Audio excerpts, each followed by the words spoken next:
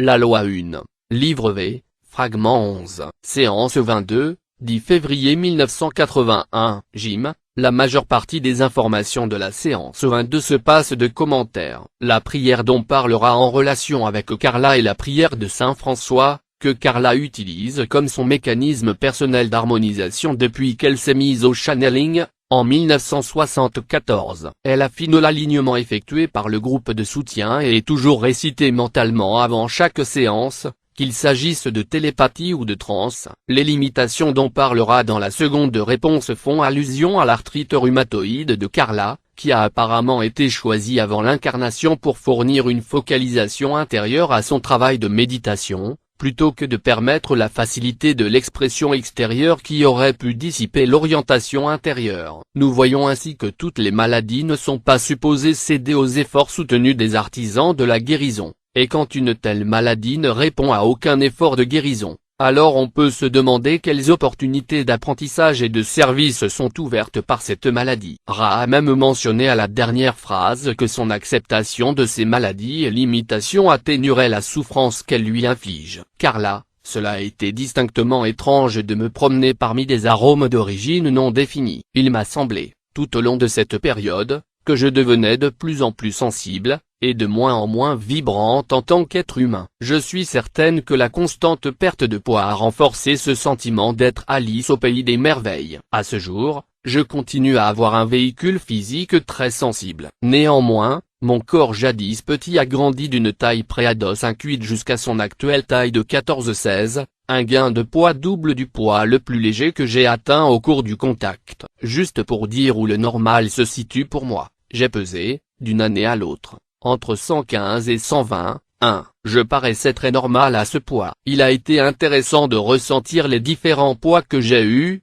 de vivre avec un véhicule plus ou moins encombrant. Plus il est lourd, plus fort on se sent. J'ai été surprise de constater cela, m'étant attendu à ce que des poids plus légers fassent se sentir plus toniques et vitalisés. Voilà pourquoi il est facile de comprendre pourquoi nous, en Amérique, nous nous laissons aller à manger jusqu'à l'obésité. Ça fait du bien. On peut cependant douter que cela permette une vie bien longue. Le choix préincarnationnel que j'ai fait d'avoir un corps qui limiterait mes activités est un choix que j'ai mis longtemps à apprécier. Au premier abord, il est frustrant de ne pas être capable d'accomplir le travail pour lequel on a été formé. J'aimais être bibliothécaire. J'aimais faire des recherches pour dons. Quand je n'ai plus été capable de travailler de cette manière, j'ai été profondément intrigué et bouleversé. Mais les années tranquilles m'ont enseigné beaucoup de choses. J'ai fait l'apprentissage du cœur ouvert malgré la déglingue de mon corps. J'ai trouvé l'espérance et la foi bien que les perspectives physiques se fussent réduites. Après la mort de Donald,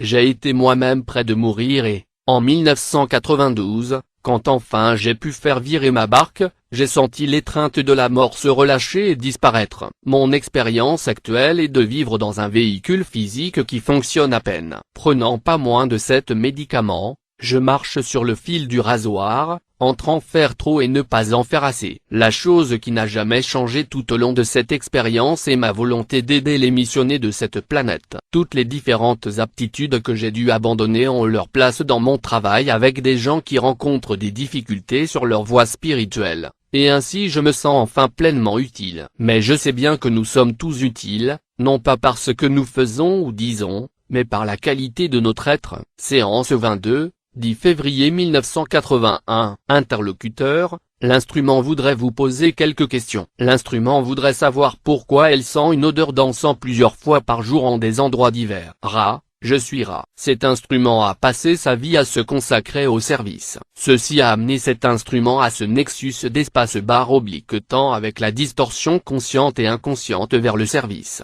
Avec en plus la distorsion consciente vers le service par la communication. À chaque fois, comme vous le diriez, que nous accomplissons ce travail, notre distorsion vibrationnelle de complexe mémoriel sociétal se mêle plus fermement aux distorsions inconscientes de cet instrument vers le service. Nous devenons ainsi une partie du complexe vibratoire de cet instrument et elle une partie d'une autre. Cela se passe au niveau inconscient, le niveau par lequel le mental est descendu jusqu'aux racines de la conscience que vous pouvez appeler cosmique. Cet instrument n'a pas pris pleinement conscience de ce lent changement de maillage dans le complexe vibratoire. Cependant, à mesure que se poursuit cette consécration sur les deux niveaux, ainsi que les travaux, des signaux sont envoyés depuis l'inconscient de manière symbolique. Parce que cet instrument a un sens très vif de l'odorat, cette association a lieu inconsciemment, et la forme pensée de cette odeur est perçue par l'entité interlocuteur. En deuxième lieu, elle aimerait savoir pourquoi elle se sent en meilleure santé maintenant qu'elle a entrepris ces séances, et se sent de mieux en mieux à mesure que le temps passe.